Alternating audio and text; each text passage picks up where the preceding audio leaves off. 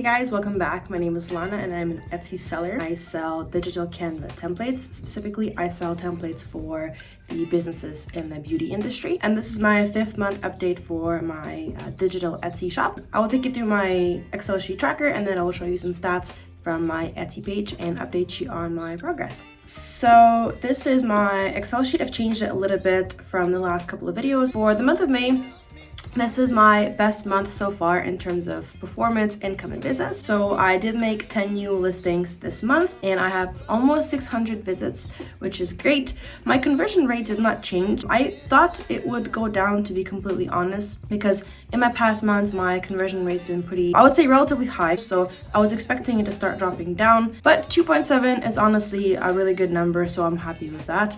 And my total orders are at 16. I got 5 more orders compared to last month, which is awesome.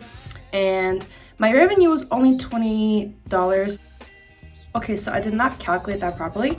I just looked at my Etsy stats page and this is what this is supposed to look like. So for the total revenue, I was so close to $40, $39.4, which was awesome. I did not spend any money on ads this month. I mentioned in my last video that I was going to experiment with the ads. I wasn't too happy with how the ads were doing for me in the first and second video. So I said that I was going to do 1 month where I do absolutely no ads, and then 1 more month when I do ads for the whole month at minimum of $2 per day for the ads. So as part of that experiment, this is the month where I spent no money on ads. So next video and next month, I'm going to be trying out the $2 per day for a whole month. This is the highest revenue I've had so far and I'm really happy about that. And because I didn't spend any money on the ads, my net profit was $20.66, which again is the highest profit that I've had so far, which is awesome. I know I've been kind of focusing on my profit for the past few videos, and I still do. And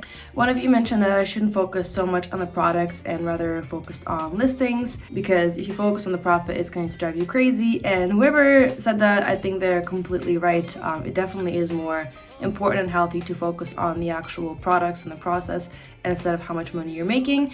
So that is definitely something I would like to work on, because that's been one of the main drivers for me. I think as anyone who opens a business, everyone has a goal of making an income, whether it's part-time or full-time, whether they want to leave their 9 to 5 or whether they want to have some side cash. So it's hard not to focus on the profit. The individual who left that comment was correct. My goal for the next month, because I know I'll be spending that money on the ads and I know my profit is going to probably crash, is to focus more on learning from my mistakes, making progress in terms of temporary setbacks. That's it for the Excel sheet. I'm going to now hop on to the Etsy and show you my stats on the Etsy page and show you a little bit more of the breakdown there. We're here on the stats page. So for May, we've seen the visits, orders, conversion rate, the revenue, all that stuff. I had a really good day at the beginning of May and then it kind of went back downhill, but overall I would say it's staying pretty consistent. Again, I have the dips kind of around the weekends. Friday, Saturday, Sunday is typically my lowest day in terms of visits. For how I've been found, Etsy app and other Etsy pages are still my primary source of visits, and then direct and other traffic as well. And my SEO did improve. I would say 25 visits out of like 595 is not a lot, so I think I should definitely be looking into improving my SEO. Even though I do use search engines, I think I need to review most of my products. And then social media, 7 visits. I have a Pinterest. I'm not really active on it, but 7 visits, it's still pretty good to me, so I'm happy with that. I've mentioned this in my last video. I know that Pinterest isn't the only way to market products on social media.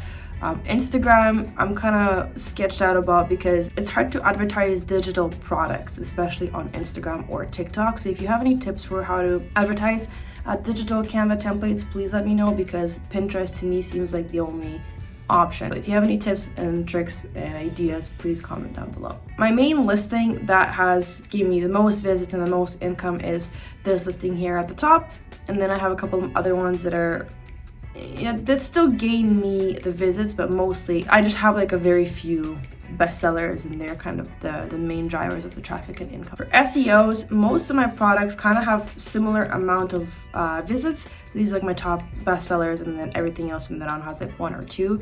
So clearly my SEO is lacking. Advertisement, obviously nothing because we did not advertise this month. And then for Etsy search, same thing in terms of popularity, that one top listing, and then the other ones are kind of like at the bottom there. Similar trends to the last video, I have this one listing that's doing really well. It's got the most views, it brought me the most revenue, and then I have other listings that are doing okay, but they compose a really small fraction of my actual income and visits. All my revenue this month came from basically 3 listings, which are on this front page. When I search up this listing, my listing does show up near the top of Etsy search. I attribute this to luck and not any type of skill or any special type of design or mock-up, because I've made other listings with similar mock-up or almost the same mock-up. I've made listings that are better than that listing in terms of what is actually in it, and they have not been doing that well.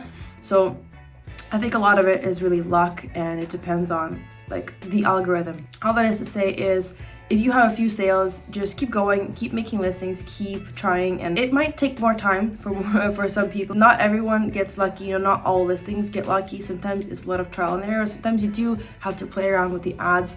So don't give up and don't be discouraged just because you're having low sales or low visits a few months into your shop.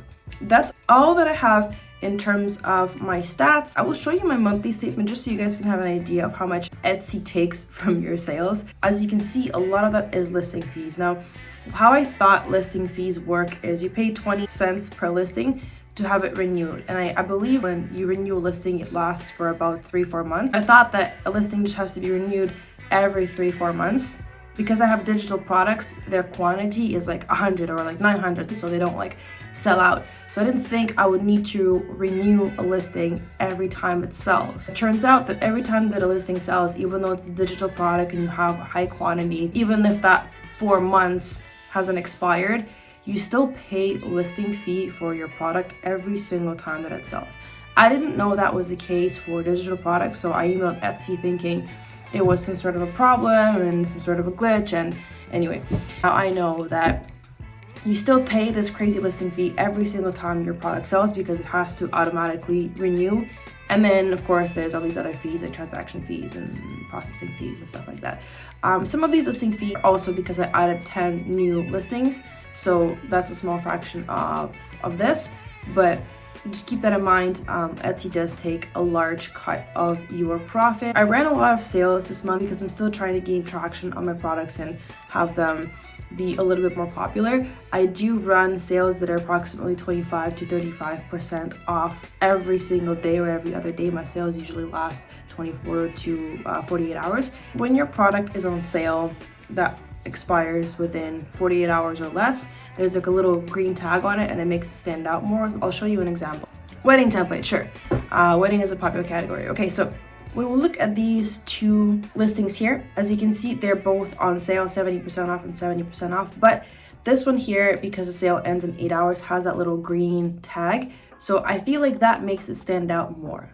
I don't know if that's just my personal opinion, just makes it pop out a little more. It gives it that sense of urgency, which is why I would recommend putting your sales or timing your sales to be maximum 48 hours, even 24 hours if you can. I know it's a little bit of work, but you can pre-schedule sales for the whole month. That's what I typically do. At the beginning of the month, I just organize all my sales for every single day. Same thing for this one. All of these are on sale, but this one just stands out from the rest of them. So that's what I would recommend. My average order value is $1.87. My goal is to work on increasing my order value just because the items that I currently have on their regular price, they're about maybe $3 to $5 each, so they're relatively inexpensive. I would be hoping that I can start increasing my prices at some point soon, but I am a little bit wary of that just because majority of my listings are currently not getting me that kind of traction and orders and volume as I would like. So once I start to see a bit more traction in my other products, maybe I'm going to start increasing my prices or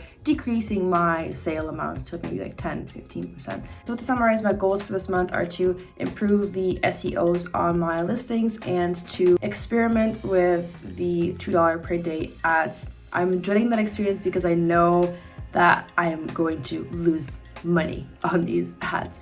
But I'm hoping that maybe long term it will pay off. Fingers crossed. That's everything that I have for you guys today. If you have any tips and tricks, any questions, please leave a comment below. Thank you for your support. Please don't forget to like and subscribe if you found this video useful or entertaining. If you guys are interested, I can talk about how I make my mock-ups or how I design my products. So if you're interested in any of that, feel free to let me know. That's all that I have for you guys for today. Thank you so much for watching, and I hope you have a wonderful day.